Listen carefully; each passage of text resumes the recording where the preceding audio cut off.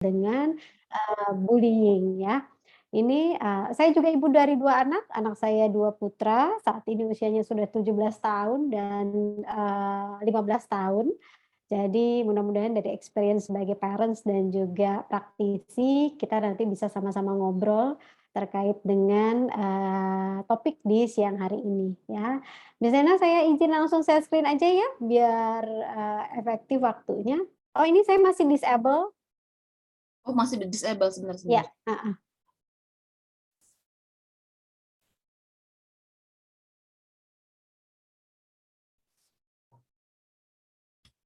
Oke, sudah, Bu. Oke, saya langsung share screen-nya. Mmm. Ya, sudah terlihat ya? Kita akan bicara bagaimana caranya kita mencegah, bullying ini, karena benar banget kata Miss, Nina tadi, bahwa, Ya. jangan-jangan pelaku bullying-nya itu kita nih di rumah. Sebagai orang tuanya, atau juga bisa jadi ternyata banyak juga yang terjadi di dunia pendidikan gitu. Nah, menjadi penting banget bagi anak-anak kita ini untuk tahu bahwa ini tuh memang sesuatu yang nggak boleh gitu ya, sesuatu yang kita, sebagai orang tua harus ajarkan kepada mereka termasuk bagaimana mekanismenya dalam mempertahankan diri ketika nanti mereka ada di lingkungan sosial ya, baik di lingkungan sekolah yang formal maupun di lingkungan sosial kemasyarakatan dan pergaulan yang lebih luas lagi nanti. Nah, kalau kita bicara mengenai, statistiknya ya, kalau dari data statistik ini, 1 dari 4 anak itu pernah mengalami yang namanya bullying di sekolahan, dan 10% mengalami, bullying yang cukup berat selama berada di sekolah ya. Dan juga, lebih dari 3,2 juta siswa itu menjadi korban bullying setiap tahunnya. Itu mulai dari tingkat yang paling ringan sampai yang paling berat. Lalu statistik juga menyebutkan bahwa setiap 7 menit itu ada anak yang dibully. Dan kemudian hampir 10% itu, pindah sekolah. Saya menangani, beberapa kasus-kasus, terutama sebelum di masa pandemi ini ya, sebelum masa pandemi ini masih sekolah offline itu relatif ada lah ya, dari, beberapa kasus anak yang mengalami bullying di sekolah itu akhirnya pull out anaknya dari sekolah tersebut dan memindahkan anak tersebut ke sekolah lain. Ya itu, terjadi juga, di beberapa institusi pendidikan. Lalu kemudian ini juga banyak sekali, ada sekitar 30% kasus bunuh diri. Kalau teman-teman mungkin pernah melihat berita-berita nasional atau berita-berita internasional, itu ada anak-anak yang akhirnya mengambil keputusan untuk mengakhiri hidup karena dipicu oleh perilaku bully yang dia alami di sekolahan atau juga di media sosial, ya. Dan kalau di Indonesia bagaimana? Di Indonesia ini ternyata, banyak sekali gitu kasus-kasusnya dan makin hari memang makin meningkat, hanya platformnya beda. Dulu kita masih offline ya, jadi kalau dulu itu ketemu fisik kita bisa teasing, apa namanya, bercanda yang berlebihan, terus kemudian kita bisa gangguin seseorang, anak-anak kita. Tapi kalau sekarang ini sudah bergeser ke arah digital. Nah, justru yang di arah digital ini juga ternyata memberikan dampak yang juga luar biasa. Nanti kita akan bahas di, slide-slide yang berikutnya ya. Kemudian, bullying ini nggak cuman terjadi di SD dan universitas, ternyata beberapa anak juga mengalami kasus yang mirip-mirip di, sekolah setingkat prasekolah gitu. Jadi TK ya, mereka ternyata udah melakukan aktivitas bully kepada temennya.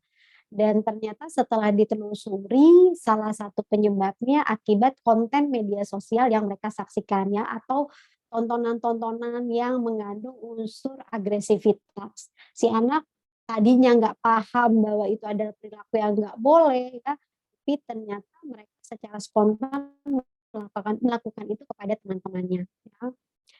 Oke, nah kalau dari data KPAI, karena kita sekarang ini sudah ada di masa-masa, digitalisasi, di kurun waktu 9 tahun bullying itu juga mencapai angka yang, signifikan ya.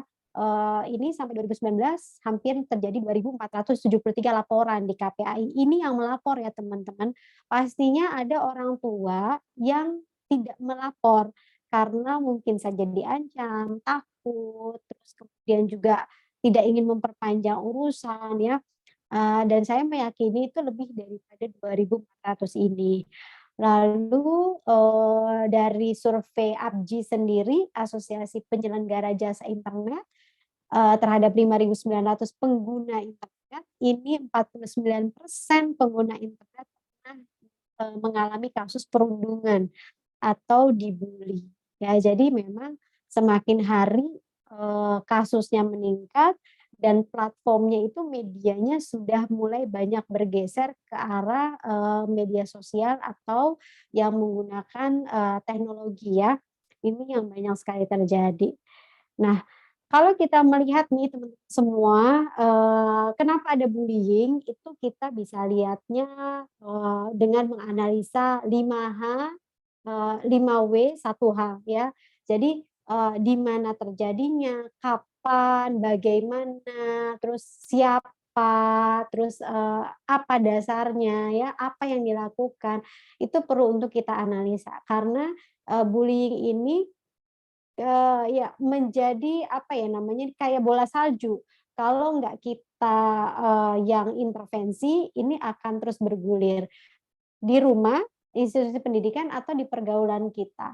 Nah, mungkin teman-teman pasti bingung ya, bullying itu apa sih? Atau mungkin sebenarnya sudah pernah ada yang tahu, apa itu yang namanya bullying. Nah, saya pengen teman-teman semua di sini sebelum saya masuk ke slide berikutnya, menurut teman-teman semua yang ada di rumah sana, bullying itu apa sih? Tindakan yang seperti apa? Boleh dong dituliskan di kolom chat-nya nih teman-teman, apa yang teman-teman ketahui tentang bully, ya. Boleh disebutkan nggak? Apa sih bully itu? Atau sekarang bahasanya namanya perundungan gitu. Silakan boleh dituliskan di kolom chat-nya teman-teman, yang lagi bisa typing silakan di-type, mungkin ada juga yang sedang di jalan, tapi masih bisa typing silakan. Mengejek, tindakan yang merendahkan orang lain ya, apalagi? Ya, silahkan teman-teman, apa yang teman-teman pahamin, tindakan yang menindas, oke. Lalu tindakan kekerasan fisik atau verbal. Fisik atau mental kepada orang lain yang dirasa lebih lemah, oke. Ada lagi yang lain? Memojokkan, oke.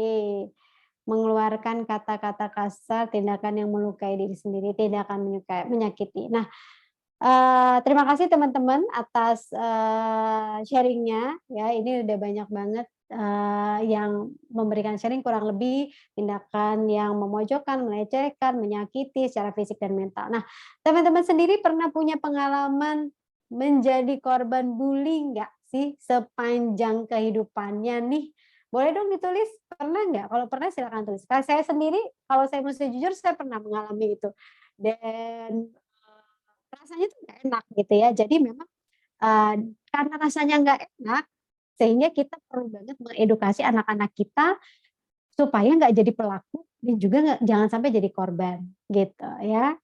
Nah ini Mbak Yuni, pernah dong gitu ya, jadi pernah mengalami bully ya, dan sampai ibu-ibu gitu ya, sampai mami-mami ke kita, itu banyak banget yang juga ternyata ngebully kita dengan, apa namanya, mempermalukan kita, terus kemudian entah itu body shaming, terus kemudian, mom shaming, itu banyak banget yang juga kita walaupun sudah seusia ini gitu ya.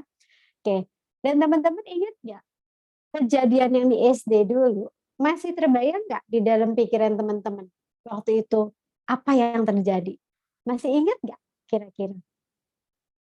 Apakah teman-teman masih ingat nih kalau yang di SD gitu kan, yang kejadian persisnya seperti apa tuh, apakah masih bisa mengingatnya kembali? Dan ketika mengingat itu, apa yang dirasakan sama teman-teman? Gitu. Karena ketika kita flashback sebuah memori yang nggak enak, itu pasti ada rasa di situ. ya, dan rasa itu ternyata itu bisa melekat sampai kita sekarang. Dan kadang-kadang kita masih nggak bisa ngemaafin orang itu, bener nggak gitu ya?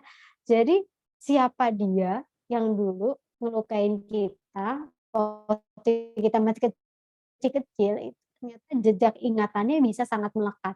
Karena bener banget, ingatan kita itu lebih peka terhadap hal-hal yang menyakitkan dibandingkan hal-hal yang memang, menyenangkan.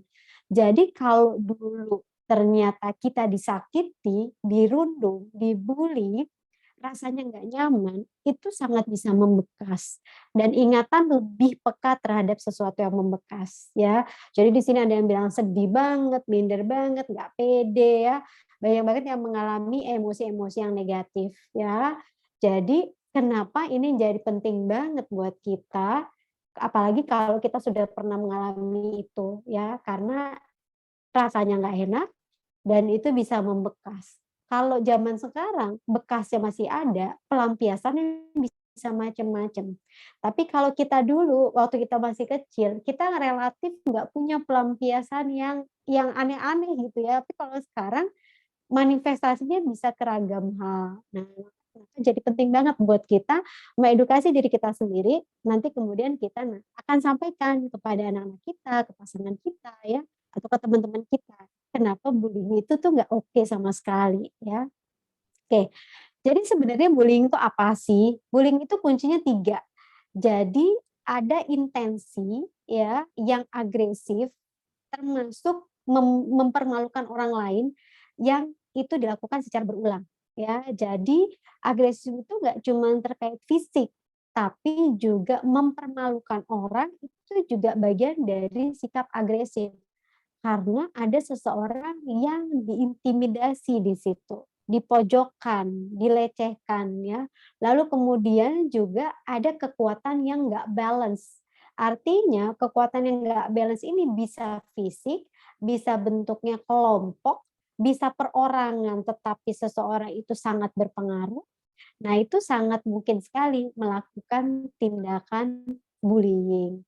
Kemudian yang ketiga, bullying itu juga biasanya overtime, jadi berulang kali terjadinya, ya.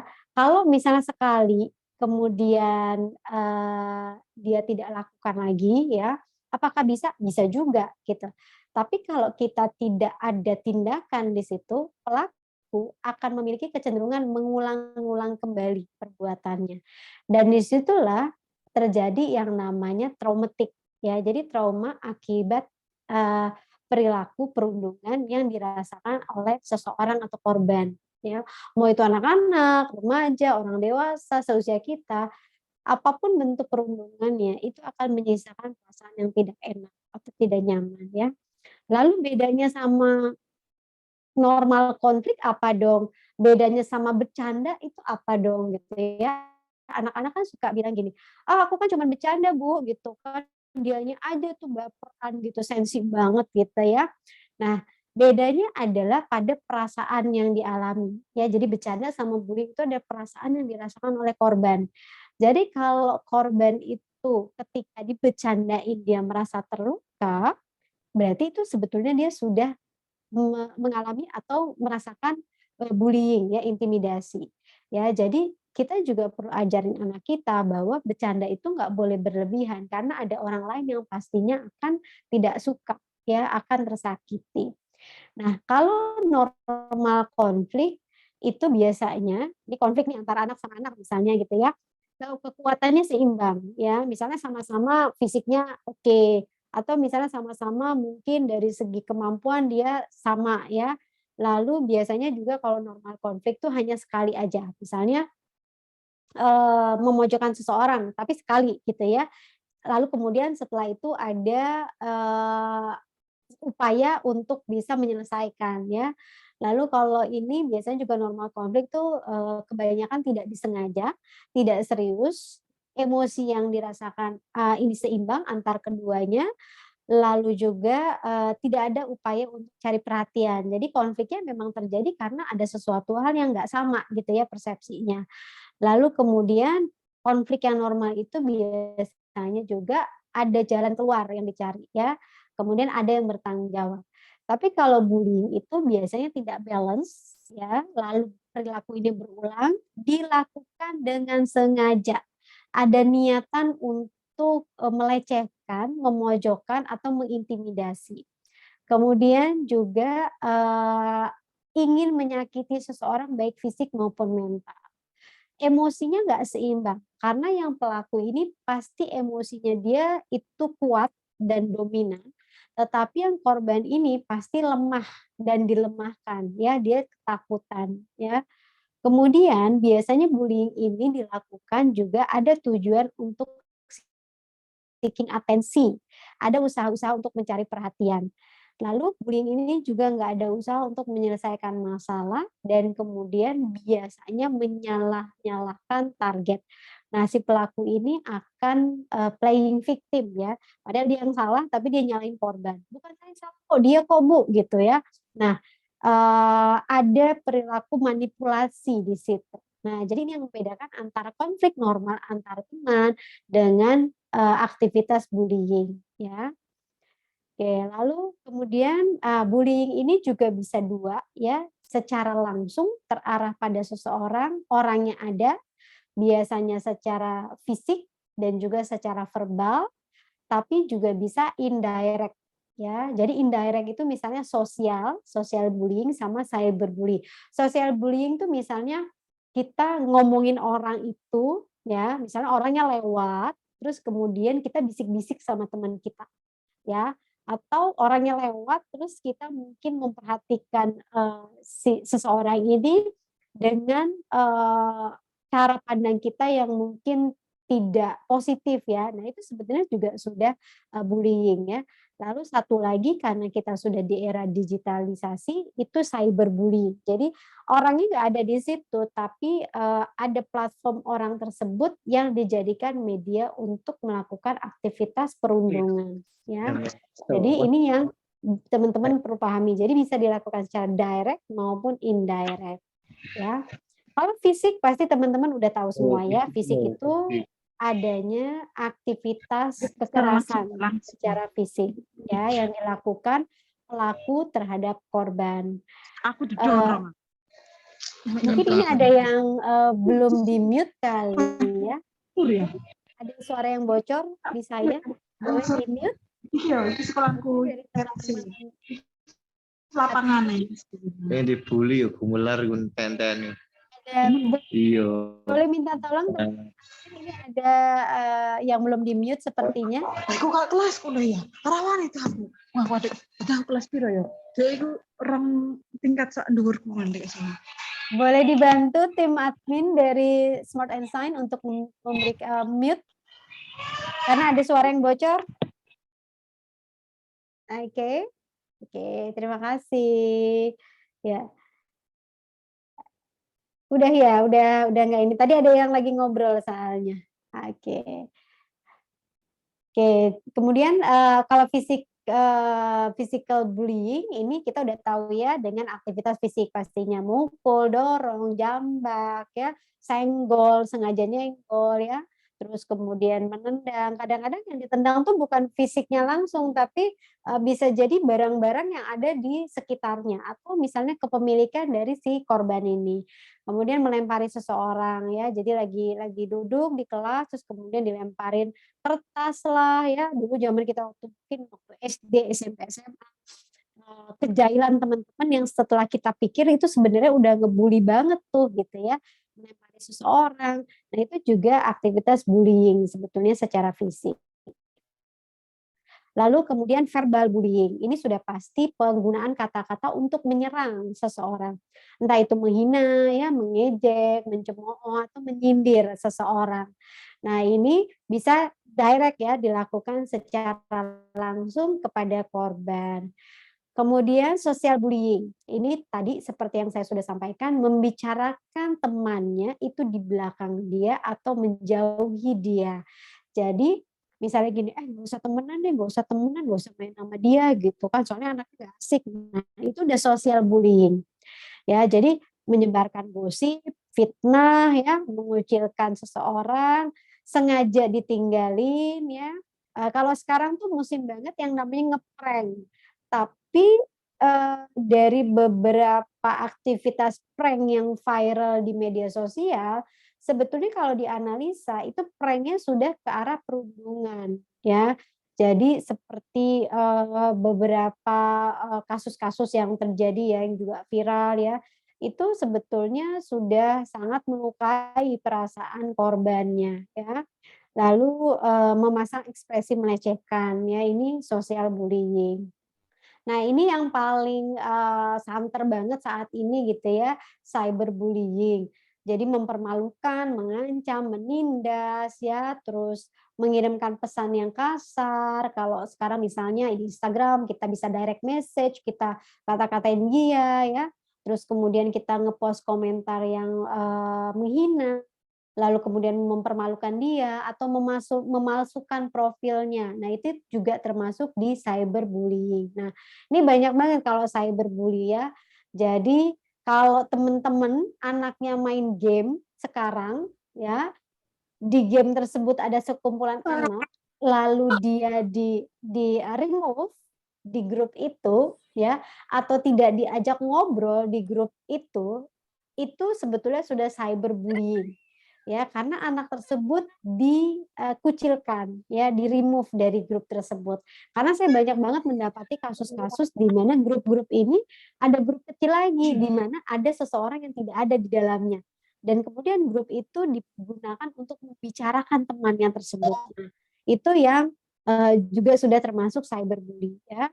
Lalu, ya tadi ya, ini menyiapkan grup khusus untuk, kayak mengumbar kebencian ya. Lalu menghasut anak tersebut ya atau remaja lah ya. Kemudian juga, membuat akun palsu, membajak, akunnya, mencuri identitasnya, atau yang paling sering terjadi juga ini beberapa kasus, memaksa anak untuk mengirimkan gambar sensual. Nah, jadi ini kebanyakan terjadi pada anak-anak yang, usianya prapuber sampai usia ya dewasa ya. Jadi kalau misalnya ada korban, dari predator online ya, itu mereka akan minta PAP namanya ya. Jadi, mereka kirim foto dong ke aku gitu dan kemudian itu, bisa dimanfaatkan untuk sesuatu yang salah ya. Dan biasanya korbannya tuh diancam. Nah, ini yang terjadi di cyberbully. Lalu kalau kita bicara cyberbully karena teman-teman juga pastinya terbiasa dengan sosial media atau anak-anaknya juga bersosial media, menurut riset ini ternyata Instagram adalah salah satu itu sangat berat ya, sangat parah ya, hampir 42% menggunakan Instagram. Lalu Facebook dan sampai yang paling, kecil banget itu Twitter. Semalam saya baru, ketemu sama mahasiswa, beberapa mahasiswa yang sedang riset, mereka mengambil platform TikTok untuk riset tentang bullying. Ternyata datanya juga akurat gitu. Jadi, saya juga baru ngerti kalau di TikTok itu bisa ngirim direct message ya, dan juga banyak sekali konten-konten yang, shaming ya, mempermalukan, teman-temannya. Nah, jadi kalau misalnya teman-teman anak-anak yang sudah pakai Instagram, yang usianya mungkin relatif masih kecil-kecil, itu juga perlu hati-hati. Atau teman-teman yang, sering banget posting tentang anaknya. Nah, itu juga perlu hati-hati karena bisa jadi, dimanfaatkan oleh orang lain. Nah, itu yang menjadi bahan pertimbangan kenapa, perlu hati-hati sekali ketika memposting. Nah, saya sendiri itu, selalu minta izin kepada anak saya untuk post mereka. Jadi kalau mereka tidak izinkan, saya tidak akan post ya. Jadi, karena mereka juga punya hak untuk melindungi dirinya, hak untuk mau berpartisipasi atau tidak. Jadi kita tidak bisa paksa ya. Oke, lalu kemudian, ini biasanya apa sih yang dibully sama mereka? Yang pertama itu penampilan, appearance ya. Jadi saya juga pernah ada dapat kasus SD kelas 6. Ternyata pengalaman bully-nya itu cukup berat gitu, sehingga buat dia penampilan itu menjadi sesuatu yang sangat sensitif sekali. Ya, jadi dari dia SD kelas 3 ya, dia itu sudah mengalami bullying. Atau terakhir kemarin saya juga handle salah satu, finalis ya untuk kontes, remaja gitu. Itu juga bullying yang dia alami sejak masih kecil kecil kelas 1 SD itu terbawa sampai dia remaja. Dan itu yang bikin dia merasa tidak berdaya dengan hidupnya dan akhirnya bisa bounce back dengan kegiatan basket dan lain sebagainya untuk menjadi pembuktian bagi dirinya dan orang lain. Tapi terasa tidak menyenangkannya itu masih terbawa sampai sekarang ya. Jadi appearance itu sering banget, penampilan ya itu menjadi bahan untuk dibully. Lalu kemudian pencapaian akademik, kemudian juga terkait dengan status finansial keluarga, gender, suku ya, kemudian agama dan juga lain-lain. Nah, ini yang paling sering sekali terjadi. Dan apa efeknya? Efek cyberbullying ini bisa mengalami yang namanya beragam hal ya, sampai akhirnya social anxiety. Jadi social anxiety ini anak tuh udah nggak mau lagi pakai platform media sosial. Dan kalau dia masih sekolah, ini justru akan mengganggu juga karena beberapa institusi pendidikan yang saya tahu mereka memang khusus membuat account khusus untuk sharing pembelajaran ya. Misalnya mereka memang harus ngepost reels gitu ya di Instagram atau ngepost hasil belajarnya di Instagram. Nah, itu juga perlu banget orang tua atau guru-guru mengawasi gitu karena kalau tidak produknya dia itu mungkin bisa jadi bahan perbincangan teman-temannya ya karena terpampang ya. Yang bisa dialami macam-macam mulai dari social anxiety, depresi, ada keinginan untuk bunuh diri, lalu kemudian nge-delete account-nya, ingin menyakiti dirinya ya, eating disorder, saya ada kasus binge eating. Binge eating tuh dia ketika makan lalu kemudian memiliki perasaan bersalah terhadap apa yang dia konsumsi.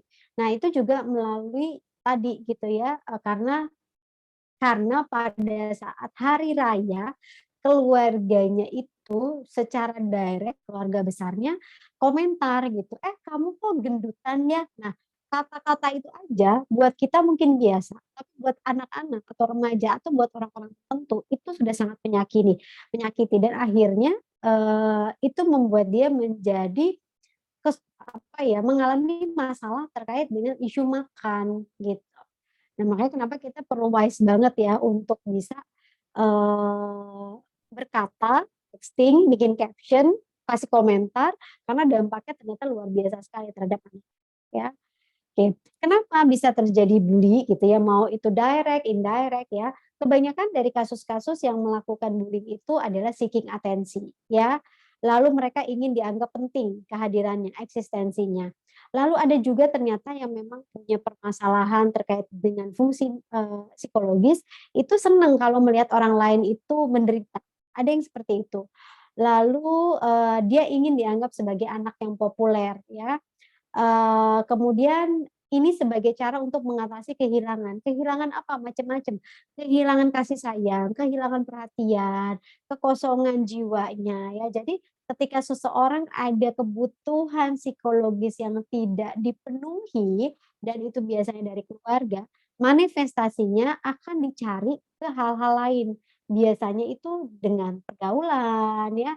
Lalu kalau yang paling berat banget ya isunya ke seks bebas atau narkoba. Nah, itu yang sebetulnya menjadi warning kita ya. Jadi kalau kita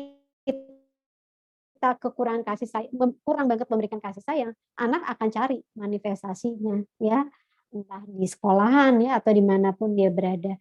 Lalu kemudian memang anaknya impulsif gitu. Anak-anak impulsif ini memang aktif, impulsif, spontan, sulit mengendalikan diri. Nah, biasanya kalau dia aktif dan impulsif, itu kita cek juga, jangan-jangan memang dia ada masalah perkembangan, sehingga dia sulit banget untuk mengendalikan diri. Ya, ini perlu dicek juga. Lalu mungkin juga pelaku bullying ini pernah menjadi korban bully. Entah waktu dia masa kecilnya, masa remajanya, dan itu dia masih terbawa sampai sekarang di bawah sadarnya, lalu melakukan aktivitas yang sama ya dengan orang lain karena dia nggak ngerti bahwa itu tuh sebenarnya salah ya. Oke, kemudian tidak adanya role model atau role model di rumahnya justru yang melakukan aktivitas bullying kepada dia ya, jadi toxic parents. Jadi orang tua yang sering banget mengkritik, membatasi tanpa alasan yang jelas, lalu mengata-ngatai anak. Nah, karena ini kemudian dia akhirnya mempraktikkan aktivitas itu di luar rumah. Ya ini core-nya, why-nya.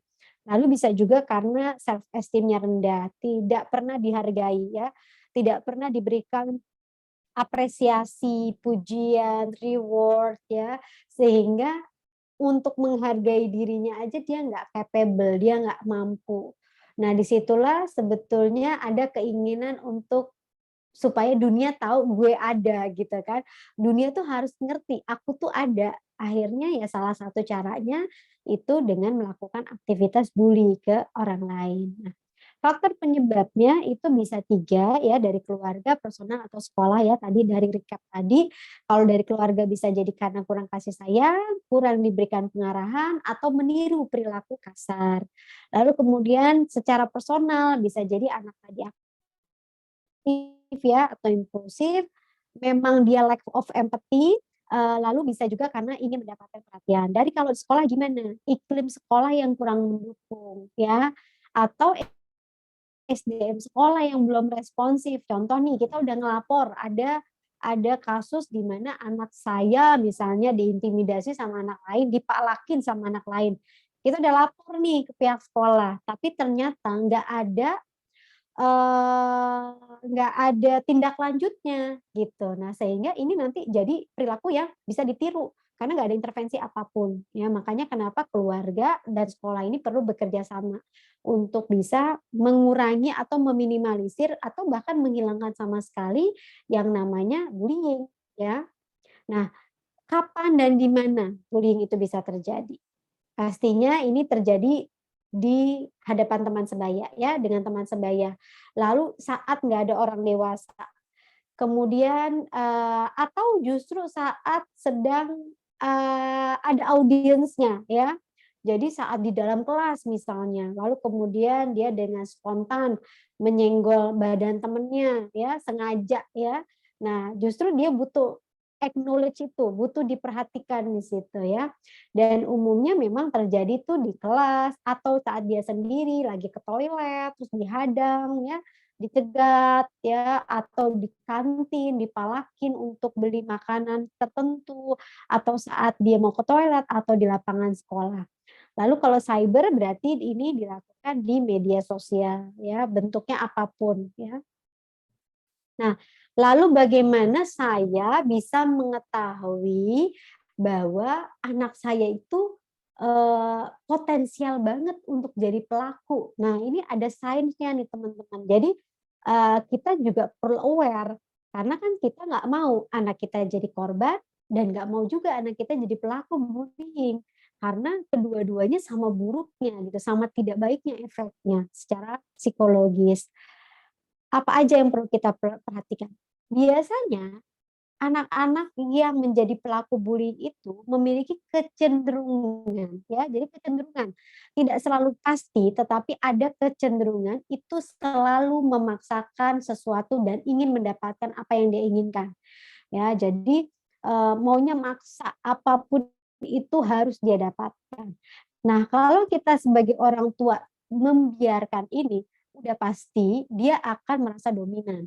Dan di kehidupan sosialnya, perilaku ini bisa jadi dia lakukan ke teman-temannya. Pokoknya dia harus selalu menang, ya. Jadi selalu memaksakan apa yang diinginkan. Kemudian biasanya juga lebih senang main sama anak yang lebih kecil atau anak yang nggak punya power. Ya, jadi kalau kita ngelihat anak kita kok kayaknya lebih senang main sama anak-anak tertentu ya, kok kayaknya nggak mau sama yang sebaya ya. Nah, bisa jadi ada kecenderungan di sana, dia ingin terlihat dominan, bisa nyuruh-nyuruh tuh yang kecil-kecil, ya atau yang memang yang masih lemah ya, yang tidak punya power dibanding dia, baik secara fisik maupun secara, emosi biasanya. Lalu anak-anak yang kurang empati dan cenderung egois ya. Jadi kalau anak kita nggak terampil secara emosional ya, nggak punya rasa empati, nah ini udah pasti ada kecenderungan bisa mengarah ke perilaku bullying. Karena dia nggak bisa empati sama orang lain, dia nggak bisa merasakan apa yang orang lain rasakan. Jadi kalau misalnya saya didorong, seperti apa rasanya kalau orang lain saya dorong, apa rasanya itu dia nggak mampu ya. Lalu kemudian, cenderung kasar, gampang marah atau sensitif sekali dan gampang nyalahin orang lain. Nanti kalau kita lihat di dinamika di rumah, lebih banyak, nyala-nyalain orang dibandingkan dia feedback dirinya sendiri, itu potensial juga menjadi pelaku bullying, ya. Lalu kemudian merasa superior dan dominan, merasa paling oke, merasa paling keren, merasa paling bisa, ya. Kemudian, ada kecenderungan juga senang melihat orang lain disalahin. Contohnya misalnya, "Ya iyalah biarin aja orang dia salah," gitu, "kalau aku sih nggak apa-apa," gitu ya. Jadi dengan sarkas ya. Nah ini juga perlu untuk kita perhatikan ya, karena apa tadi, dia nggak punya rasa empati. Kemudian juga umumnya sering melanggar aturan-aturan di sekolah ya. Ini yang, bisa kita lihat sebagai red flags-nya ya, sebagai warning sign kita. Oke, lalu yang jadi target bully itu biasanya siapa? Nah, yang jadi target bully itu adalah anak-anak yang nggak pede, anak-anak yang kelihatan gampang panik atau cemas, anak-anak yang cenderung pendiam dan kurang terampil bersosialisasi. Kemudian anak-anak yang nggak populer, nggak mandiri, lalu juga penakut, ya, kemudian yang enggak ya anak yang punya ciri fisik atau budaya tertentu, ya. Budaya tertentu tuh misalnya gimana sih? Contoh anak-anak dengan logat tertentu yang masih kental ya. Saya kebetulan ada di beberapa sekolah juga gitu ya, sering visit beberapa sekolah. Jadi misalnya ada anak yang baru pindah dari, luar daerah ya, datang dengan logat tertentu. Nah, kemudian ini bisa jadi bahan bulian.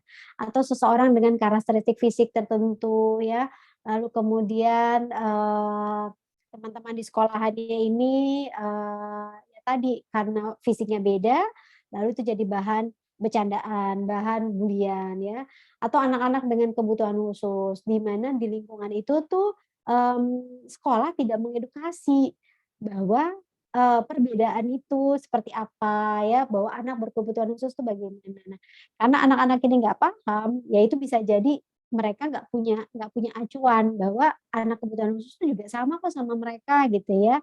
Nah ini yang sering kali terjadi ya. Oke, lalu kemudian tadi warning signs, anak saya pelaku. Nah sekarang gimana saya taunya anak saya itu adalah korban bully? Karena tidak semua anak itu mau cerita kalau dia tuh pernah dibully, termasuk anak saya. Ya anak saya waktu SD, ternyata saya baru tahu dia itu pernah dibully. Dan itu tuh jangka waktunya udah lama itu, dari dia dibully, pengalaman dibully, sampai dia mau cerita itu adalah 3 bulanan. Dan 3 bulan itu adalah sebetulnya fase krisis di mana harusnya saya support dia. Tapi tanda-tanda ini tuh tidak terlihat gitu. Ya, jadi maksudnya dia tetap ya ya udah ke sekolah seperti biasa gitu kan. Tapi, nilai performa belajarnya tuh menurun. Nah, setelah di-feedback, oke, jadi kenapa dia menjadi seperti ini gitu ya, perform belajarnya tuh nggak perform lagi, ya karena ternyata sekolah itu sebenarnya nggak enak gitu, tapi dia nggak bisa ngomong, harus bagaimana ngomongnya gitu. Nah, berarti kita tuh perlu tahu gimana caranya supaya kita tahu bahwa anak kita itu adalah korban ya dari, bullying ini sendiri. Nah, kalau fisik tentu pasti ada tanda-tanda fisik yang bisa kita lihat ya teman-teman ya. Jadi misalnya ada, lebam, goresan atau luka baru lah di fisiknya yang dia pergi sekolah sampai dia pulang tiba-tiba ada yang, ada goresan nih, ada luka nih, ada lebam ya, yang baru yang kita nggak tahu ya. Kemudian, barang pribadinya rusak atau hilang, hilang-hilangan nih barangnya ya. Hilang-hilangan juga bisa 2, memang anak kita pelupa atau memang anak kita itu dipalakin sama temannya. Kemudian nggak punya temen, jadi kalau ditanya dia nggak tahu, nggak ada gitu ya. Jadi kalau ditanya temennya siapa, itu dia biasanya akan gugup untuk menceritakan siapa temannya. Lalu, bisa takut pergi ke sekolah ya, kemudian juga ada yang kehilangan nafsu makan, pola tidur juga bisa berantakan, lalu kelihatan cemas nih untuk hal-hal yang terkait dengan sosial ya. Kemudian juga beberapa ini pengennya tuh ke sekolah tuh rutenya tuh, agak muter gitu jauh, karena supaya saya tuh nggak nyampe sekolah tuh cepet. gitu. Jadi paling nggak tuh ayah tuh muterin dulu gitu ya, jadi nyampe sekolah tuh nggak cepet-cepet ya. Kemudian, mulai ada indikasi menjadi lebih kasar ya, terhadap, orang tuanya, terhadap pengasuhnya ya, atau mungkin dia destruktif ke dirinya sendiri. Kemudian bisa juga kehilangan fokus dan konsentrasi. Nah, pada belajar ini tentu akan mempengaruhi ya. Jadi dia bisa kehilangan minat belajar, prestasi belajarnya menurun, suasana hatinya tuh nggak karu-karuan ya, jadi moody ya, kok sensitif banget. Kemudian ada simptoms fisik juga yang mungkin saja dialami anak kita ya, jadi dia mengeluh sakit perut lah, sakit kepala lah, bisa juga dia gelisah waktu tidur, mimpi buruk, kemudian ngerasa rendah diri, misalnya gini, "Aku nggak bisa, aku nggak mau, nggak mau presentasi," misalnya, "aku nggak mau tampil," ya. Padahal sebelum-sebelumnya dia oke tuh kalau disuruh tampil. Nah, ini berubah ya.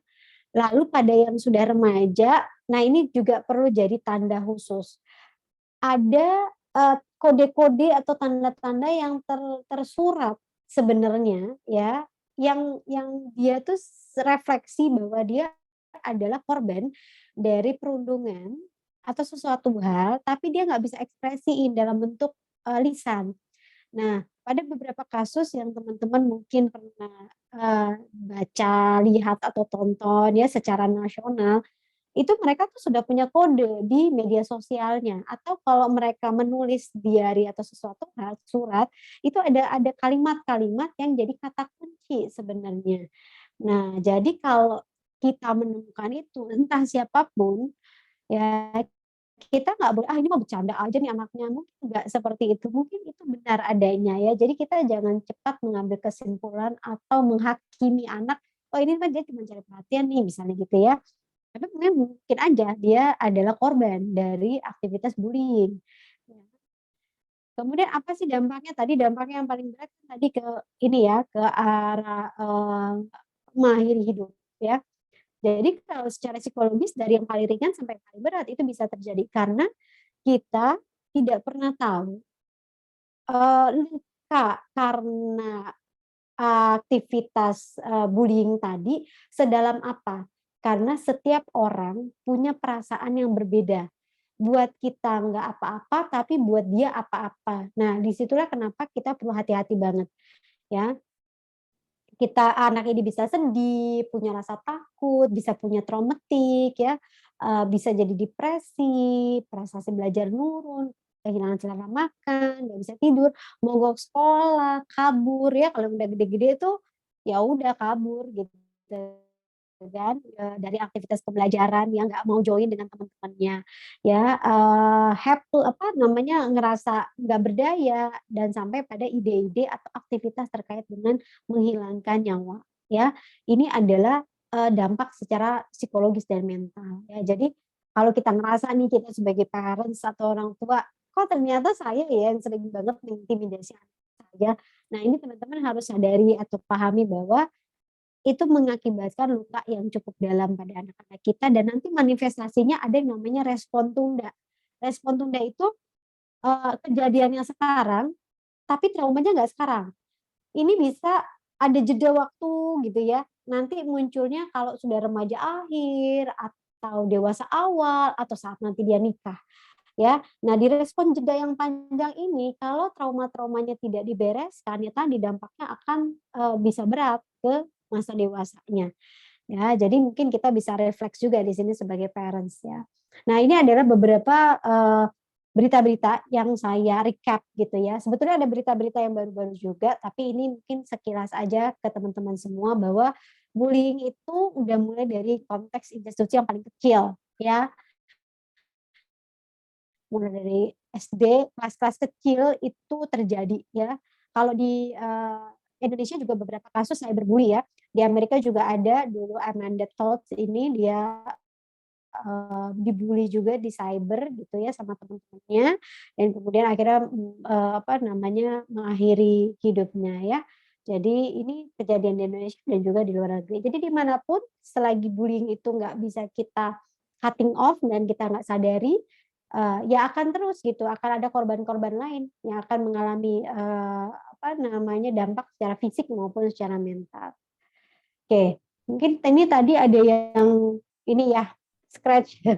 Jadi ada tanda panah. Jadi tanda panahnya bukan dari saya ya teman-teman ya. Ini jadi lalu apa dong yang harus kita lakukan ya ketika kita tahu bahwa misalnya anak kita itu korban bully juga ya atau korban bully lah ya. Yang pertama memang kita ngajarin mereka untuk tidak memukul ya. Jadi kalau misalnya head to head lalu kemudian ada pelaku bully ya, itu sebaiknya kita nggak mengajarkan anak kita, "Kamu pukul balik," waktu itu. Kadang kita nggak pernah tahu kondisi fisik anak kita tuh sekuat apa sih untuk melawan yang pelaku bully ya. Jadi yang paling mungkin memang dilakukan itu memang menghindar dari situasi tersebut ya, pergi, lari, mengabaikan ya. Lalu kemudian kalau kita tahu anak kita dibully sama anak orang lain ya, jangan konfrontasi orang tuanya secara langsung, apalagi kalau itu di sekolahan ya. Jadi misalnya karena kebanyakan kasus tuh di sekolah bullying ini.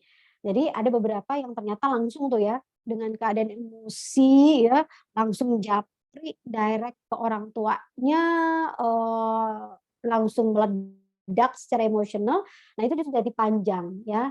Jadi ada baiknya kalau terjadi ke pihak sekolah dulu sampaikan, dan pihak sekolah harus responsif terhadap laporan ini, nggak boleh ditunda, harus sesegera mungkin dibereskan. Kemudian untuk sementara jangan dikonfront gitu ya. Jadi ya udah besok ketemu nih antara pelaku bullying sama yang korban, harus minta maaf. Nah ini nggak bisa. Jadi ketemunya harus one on one dulu, harus sama anak yang pelaku. Lalu kemudian pelaku dan orang tuanya, baru kemudian korban dan orang tuanya. Jadi pihak sekolah harus lakukan itu dulu ya kepada orang tuanya. Atau kitanya, nggak bisa, dia harus minta maaf sama kamu, misalnya gitu ya. Jadi itu untuk dihindari dulu, jangan karena bisa jadi itu justru akan menambah trauma anak kita ya. Lalu kemudian pastikan ketika anak tuh lagi cerita, seringan apapun misalnya, "Ya aku tuh tadi dibilangin, nggak bisa atau nggak ngerti sama temen rumah," gitu ya, dengerin aja dulu gitu ya. Jadi jangan kita langsung motong motong kompas, kita bilang, "Ah kamunya aja yang sensitif," gitu ya. Karena itu sebenarnya sesuatu yang akan juga menambah perasaan nggak nyamannya ya. Jadi kalau dia lagi cerita bahwa dia mengalami situasi nggak menyenangkan, dengarkan sampai tuntas. Mindful listening ya, dengan mindful listening kita jadi tahu tone suaranya, ekspresi wajahnya, ketakutannya ya. Jadi jangan sampai kita mengabaikan satu cerita yang sebenarnya dampaknya besar.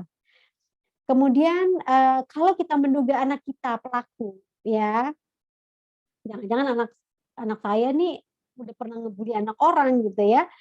Kita pasti bicara sama anak ya, lalu mengajarkan dia untuk berempati ya, berempati kalau misalnya Kakak, yang didorong gitu ya, Kakak rasanya gimana ya. Jadi feedback perasaan. Kemudian kita sepakat untuk konsekuensi. Kalau misalnya ternyata Kakak melanggar ya, menyakiti perasaan orang lain di sekolahan, temennya, maka konsekuensi harus gitu ya, karena ini bagian dari dia belajar bertanggung jawab ya. Jadi kalau belajar bertanggung jawab bukan menyerang pribadinya juga, "Kamu sih, anaknya keras kepala, nggak bisa dibilangin." Nah itu nggak mengoreksi apapun, tapi lebih kepada kesalahan apa yang dia buat. Jadi fokus sama kesalahan yang dia buat, lalu alternatif penyelesaiannya seperti apa ya. Menghubungi pihak sekolah tentunya sama, ya tadi kalau kita tahu anak kita memang adalah pelaku, kita nggak usah denial. Memang iya, oke saya harus ngapain nih gitu ya. Ya udah kita bisa ikut konseling, kemudian kita bisa menata laksana perilaku yang lain ya. Karena kalau sekarang kita akhirnya denial, kemudian juga kita justru membenarkan ya, kita nggak pernah tahu nanti dampaknya kalau dia udah remaja ya, dia akan membenarkan perilaku tersebut ya.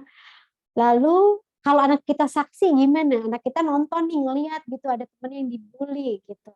Nah, ini yang perlu juga Kakak kalau ngelihat teman Kakak misalnya didorong-dorong sama temen yang lain, nah itu Kakak harus bantu temennya, ya gitu. Itu namanya mereka adalah bystander.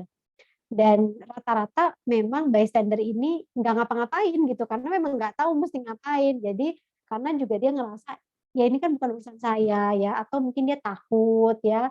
Lalu kemudian, mungkin juga dia juga nggak suka sama si korban yang dibully ini ya, jadi dia nggak mau ngapa-ngapain. Atau, dia juga mikir, ya kalau saya laporin ke guru nanti paling gurunya juga nggak ngapa-ngapain, atau kalau aku lapor ayah juga nanti ayah juga nggak ngapa-ngapain gitu. Jadi intinya adalah mengajarkan kepada mereka bahwa ketika kamu melihat seseorang, teman kamu yang apa namanya, didorong, dipukul, dikata-katain, kamu harus melakukan sesuatu ya, harus segera lapor ya. Atau setelah kejadian itu kamu tanyakan perasaannya dia gimana dan mau dibantu seperti apa, ya. Oke, lalu kemudian, ini tadi ya, kalau anak kita itu adalah saksi, bystander-nya, lapor ke orang dewasa, ajari anak gimana caranya nolak ajakan untuk ngebully, karena biasanya anak kita tuh baik-baik aja, tapi karena anak kita juga diajak atau diintimidasi dia nggak paham ya, supaya jadi gengnya di situ, itu jadi ikut serta tuh, ya melakukan aktivitas bullying-nya. Padahal anak kita sebenarnya anak-anak baik gitu kan. Nah itu kita harus ajarin ke dia gimana menolaknya, "Aku nggak mau," gitu ya. Lalu, kasih tahu juga sama anak, "Kakak kalau nanti nggak ngelapor, kalau teman Kakak itu didorong dan lain sebagainya, nanti pasti Kakak yang akan jadi korbannya. Kakak nggak mau kan seperti itu ya?" Itu bisa kita sampaikan kepada mereka ya.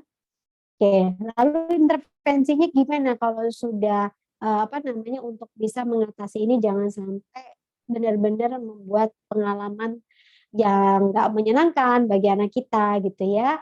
Pastinya kita di rumah itu perlu yang namanya menciptakan suasana hangat dan komunikatif ya, terbuka dengan anak kita ya. Jadi terbuka ini, membuat kita jadi mudah mencari tahu sebenarnya apa yang sedang dia rasakan atau dia alami. Lalu kemudian, eee, beri kesempatan atau ajari anak untuk membela dirinya sendiri, ya. Entah mau diikut sertakan dalam aktivitas, olahraga bela diri boleh, atau mengajarkan dia untuk lebih asertif, persuasif, untuk bilang tidak pada orang lain, atau, pergi ya, gimana caranya pergi kalau ada orang yang mengintimidasi gitu ya. Kemudian, informasikan titik-titik rawan kalau di sekolahan Kakak, kalau Kakak ke toilet sebaiknya jangan sendiri ya, minta misalnya guru temenin atau kalau ada OB, OB-nya yang temenin misalnya ya. Jadi itu kita informasikan. Kemudian asah keterampilan sosial anak ya. Jadi, kenapa anak sulit terbuka ya mungkin dia nggak tahu harus bagaimana caranya bercerita ya. Jadi memang harus diasah keterampilan sosialnya sehingga dia bisa punya teman yang banyak, teman yang bisa suportif, teman yang ngertiin dia, ya dan dia juga ngertiin teman. Kemudian ini ada yang namanya respon cepat tanggap ya. Tanggapi anak dengan serius kalau dia ngelaporin bahwa dia tuh sudah dibully sama temennya ya.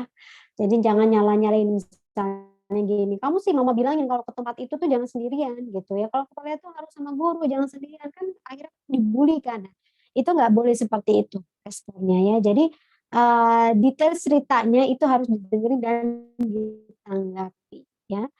Kemudian, kita bisa feedback ke dia ya, apakah memang ini, perilaku bullying atau memang karena dia ada kecelakaan gitu ya, jatuh dari, misalnya di toilet gitu ya, terus kemudian ada goresan tertentu ya.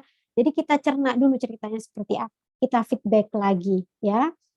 Kemudian, mempertanyakan hal-hal yang aneh gitu ya. "Kakak coba deh ulangi ceritanya. Tadi Kakak ke toilet sendirian," gitu kan.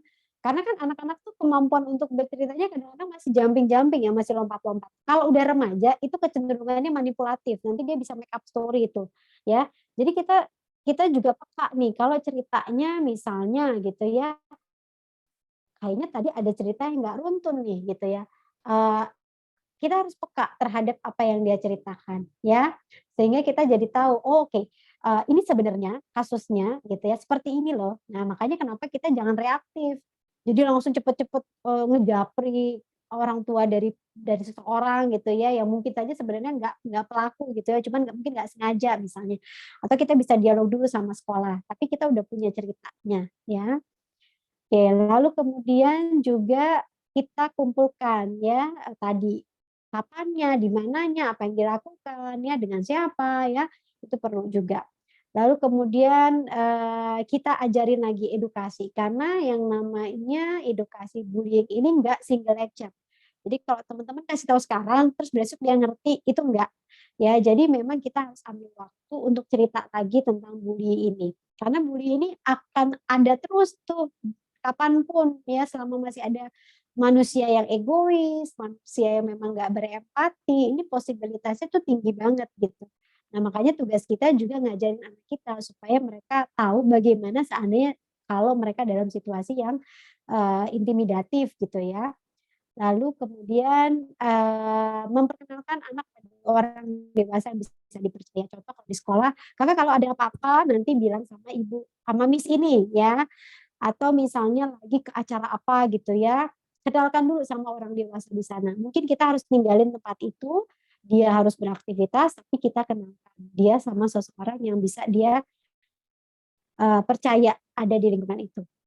Kemudian, jangan bikin janji akan merahasiakan cerita anak, ya. Misalnya gini, "Enggak, mama nggak akan cerita-cerita." Tiba-tiba kita cerita tuh ke gurunya, ya.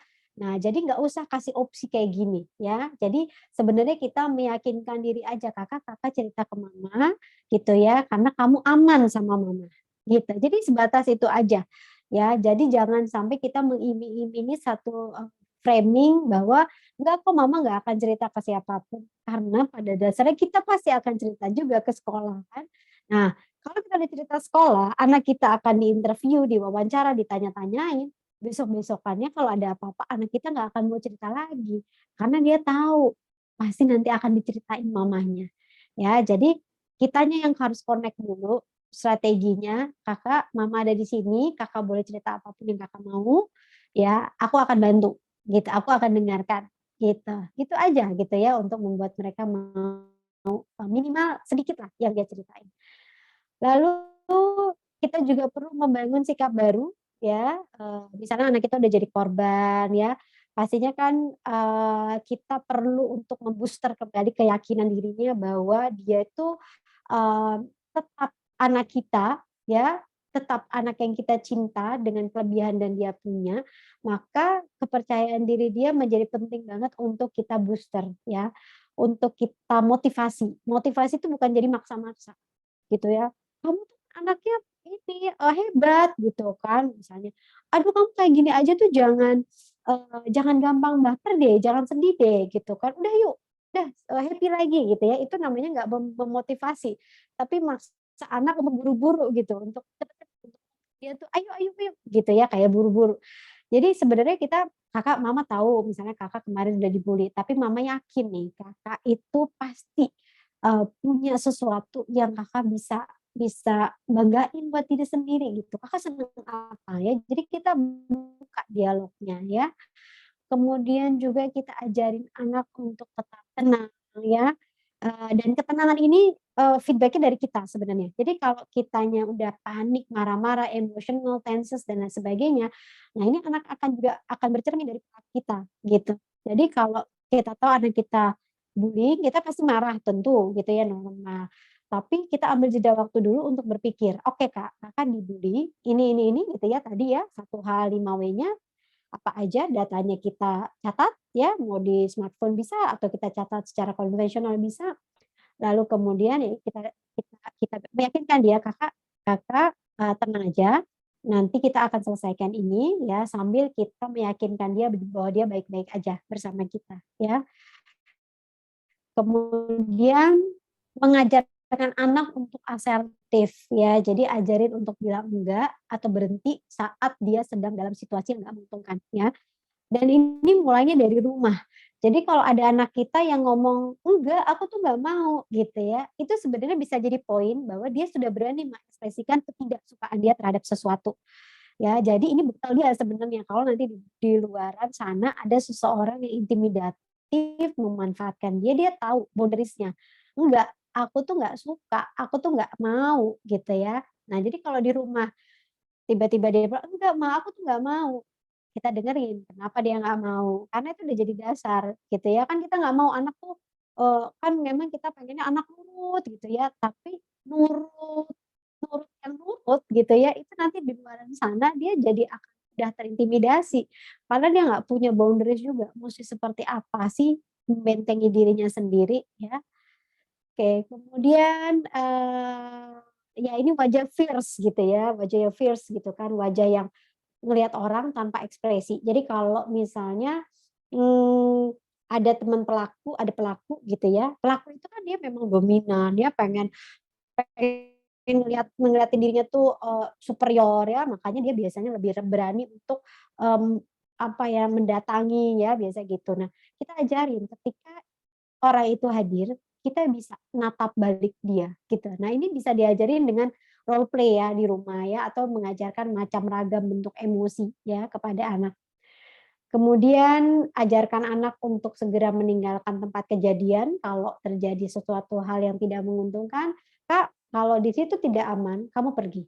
Cari tempat aman." Tempat aman adalah tempat di mana ada orang dewasa yang kamu percaya. Kalau di sekolah berarti kamu ke ruang kelas ya, atau kalau enggak kamu ke tempat lain yang di mana banyak teman-teman kamu, gitu. Jadi jangan sendirian bersama dia yang, mengintimidasi ya.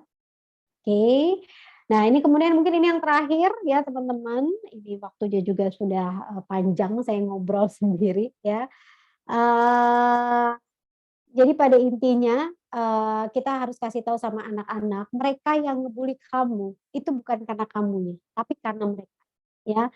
Jadi kalau di setiap sesi workshop bullying dengan anak atau remaja, itu kita akan melakukan feedback bagaimana dia mengerti bahwa pelaku bullying ini yang bermasalah adalah dirinya sendiri, bukan kitanya. Dan itu yang perlu kita yakinkan sama anak-anak, karena anak-anak kita itu, spesial, berharga, dan kemudian layak untuk dihormati ya oleh orang tuanya, bahkan juga oleh guru dan teman-teman. Oke, saya rasa itu aja Miss Nena materinya mudah-mudahan bisa membantu, jadi kita bisa ke sesi diskusi. Terima Oke, kasih. terima kasih Ibu Ayang. Sekarang kita langsung aja ya parents. Jadi di sesi ini kita ada Q&A, sesi tanya jawab yang mana nanti kita ada ini 7 pertanyaan ya, 7 pertanyaan yang akan dijawab oleh Ibu Ayang. Jadi silahkan langsung ditanyakan, boleh chat langsung yang nanti 7 yang pertama yang akan dipilih untuk dijawab hari ini. Silahkan untuk chat di chat box ini.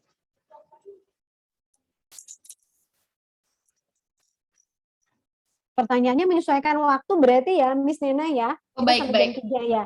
Oke. Silakan teman-teman yang mau bertanya. Mungkin Mungkin Miss Nena bisa baca iya, saya aja bantu ya? baca ya Atau Bu ya. gimana? Nah, ini ada satu pertanyaan yang sudah datang dari Mama Sabria. Yang pertama, pertanyaannya adalah bagaimana menurut Ibu Ayang kalau misalkan ada orang tua yang cenderung melindungi anaknya yang nakal, itu yang pertama. Jadi meskipun ngebully, tapi kan ada perasaan mau protek gitu. Seharusnya bagaimana nih? Kalau ada yang, ya tentang itu ya. Jadi bagaimana itu?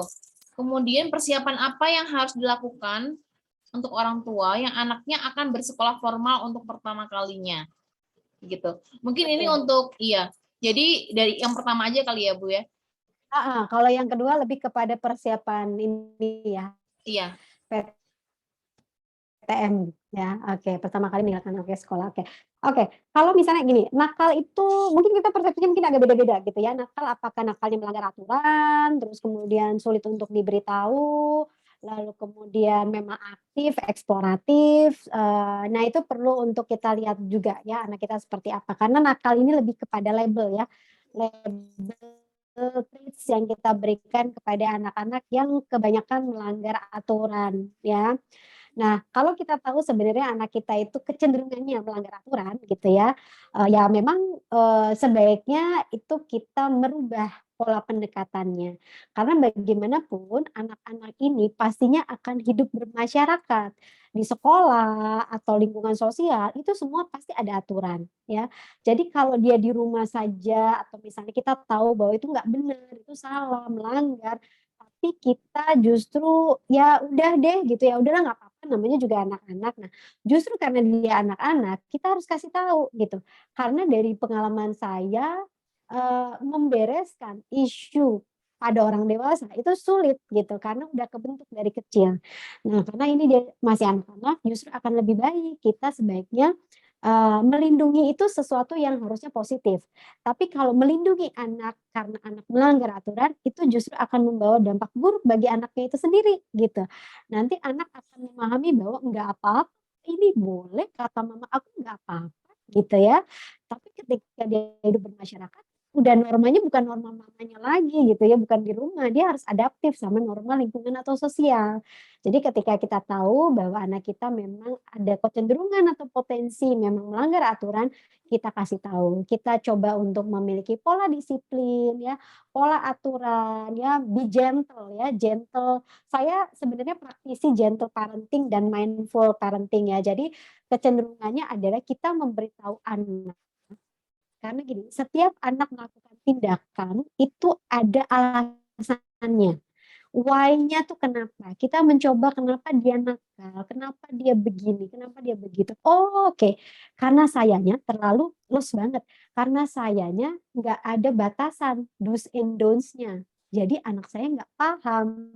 Nah, jadi itu yang perlu kita sadari ya. Jadi jangan sampai orang tua melindungi anak dari sesuatu yang sebetulnya salah ya. Jadi, kayak misalnya nih, aduh saya jadi membahas kasus ini karena kemarin kan baru yang kejadian sama, Laura gitu ya, apa namanya, ada tersangkanya ya, di mana orang tuanya melindungi segala macam, padahal udah tahu itu sebenarnya salah. Nah, itu kan justru jadinya dampaknya buruk gitu. Jadi kita ngelihatnya investasi yang kita berikan sama anak terkait sama pemahaman, itu panjang. Jadi kalau sekarang kita koreksi, itu efeknya lebih baik nanti di masa depan, ya. Jadi, ya kalau tanggapan saya sih sebaiknya diubah pola pendekatannya sehingga anak juga memahami apa yang boleh, apa yang enggak untuk dia lakukan dalam kehidupan sosialnya dia, gitu. Supaya nggak merugikan dirinya sendiri, gitu. Oke. Ini berarti saya jawab yang nomor 1 aja ya. Yang situ, oke. Nah, sekarang Oke. ada pertanyaan lagi, yang kedua ini adalah pertanyaan pertamanya. Jadi kasusnya adalah setelah mendengarkan cerita anak yang dibully sampai tuntas, jadi misalkan ada anak yang dibully banget nih, Bu. Contohnya ada anak yang cerita ke parents ini, dia disenggol keras sampai jatuh, tapi yang melakukan bullying ini nggak mau minta maaf. Anak itu merasa nggak adil, kenapa diganggu terus. Awalnya dia diam saja dan pergi, tapi karena diikuti terus dan tiap hari sampai dia nggak tahan, anak itu sangat jengkel. Sebagai parent kita harus bagaimana ya? Gitu. Kalau Oke, anak yang ini dibully. pertanyaan dari yang My Sense ya? Iya. Moms My Ini aku sambil baca lagi nih ya, Oh Miss iya, Nina. Soalnya panjang ceritanya. panjang. Jadi aku harus juga visual ya. Jadi Oke. setelah mendengar cerita anak yang dibully sampai tuntas, lalu harus jawab apa? Oke, anak itu laporan, nggak terima, terus gimana nasihatnya? Oke, ini 2 pertanyaan ya. Oh Ya ya. misal anak cerita, "Aku tadi disenggol keras sampai mau jatuh." Si A nggak mau minta maaf, anak merasa nggak hadir, kok diganggu terus. Awalnya diam aja, paling pergi aja, tapi karena diikuti terus dan tiap hari sampai nah ya, ini kan berarti perilakunya si pelaku ini udah sering nih ngelakuinnya, gitu kan. Jadi udah berulang kali nih kayaknya ya. Dan si pelaku ini sepertinya memang tadi ya, kan ada ciri-cirinya tuh. Jadi memang mereka kecenderungan nggak paham, memang harus minta maaf, atau kita lihat lagi, ini sebenarnya dia memang karena spontan, impulsif, ada gangguan perkembangan lainkah gitu ya, sehingga mereka bisa melakukan itu tanpa merasa bersalah. Nah, kalau misalnya anak kita cerita, udah dengerin sampai tuntas gitu kan, yang penting kan kita selamatin perasaannya dia dulu kan, kenyamanan dia dulu gitu ya, maksudnya keamanan dia. Setelah dia tuntas kita bilang gini, bisa bilang gini sama kakak, "Kakak, Kakak udah cerita semuanya, Mama udah ngerti banget, dan kamu pasti perasaannya itu tidak nyaman. Jadi kita bisa memfeedback ya, kamu pasti sedih banget ya seperti itu ya. Terus kakak sekarang maunya bagaimana? Ya aku pokoknya maunya dia minta maaf. Oke, karena ini kejadiannya di sekolah, berarti mama harus ngomong sama sekolahan, sama Miss Nena misalnya ya. Nanti mama ngomong sama Miss Nena supaya nanti teman kamu paham bahwa apa yang dilakukan itu tuh tidak baik, sudah menyakiti perasaan orang lain ya. Karena kan ini kelihatannya diganggu terus kan udah sekali, 2 kali, 3 kali, 4 kali gitu ya, udah sering mungkin. Nah, sehingga kita meyakinkan dia bahwa ini tuh nggak selesai dari hanya sekedar cerita doang ke kita, tapi ada tindakan lain ya. Lalu kemudian kita bisa feedback, menurut Kakak itu oke nggak? Ya kita, "Ya nggak oke sih." Oke, boleh nggak kita lakukan? Nggak boleh. Kita juga menghindarkan anak kita, jangan sampai dia mengikuti perilaku yang sama. Jadi kita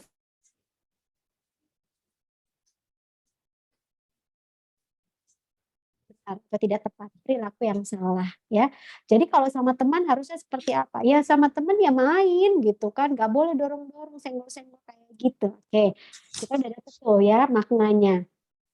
Dan kemudian ya udah, sekarang kita sebagai orang tua cerita kepada sekolah.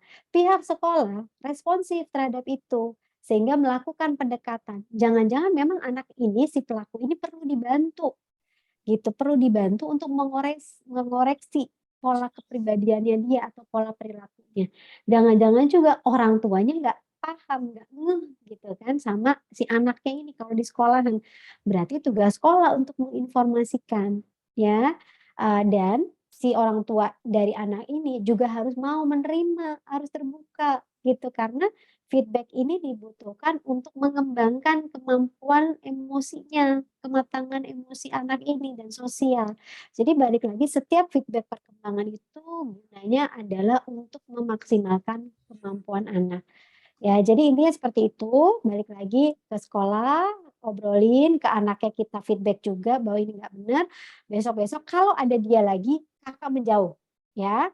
Kalau ada dia lagi, Kakak menjauh. Misalnya kalau dia teman sekelas ya, Kakak bisa bilang tuh sama guru, "Bu, saya nggak enak, saya nggak nyaman duduk sama dia, dekat sama dia, karena saya selalu disenggol badannya dan itu sakit." Gitu. Ajarin anak untuk berdialog seperti itu. Dan itu kita bisa lakukan dengan, role play di rumah ya. Coba deh Kakak, gimana seandainya kalau mau bilang sama bu guru, kalau nggak mau misalnya deket-deket sama dia karena dia udah sering banget, bikin kamu jadi nggak enak gitu ya, itu yang harus dilakukan. Gitu Miss Nena. Terus satu lagi ya Bu, yang kalau tadi itu kan, Boleh. jadi ada pertanyaan dari Mama Siti Prabawati. Sebenarnya dengan tambahan aktivitas bela diri, bisa nggak sih dengan aktivitas bela diri, misalkan ikut olahraga bela diri, itu bisa memprevent anak dari bullying? Ada pengaruh nggak?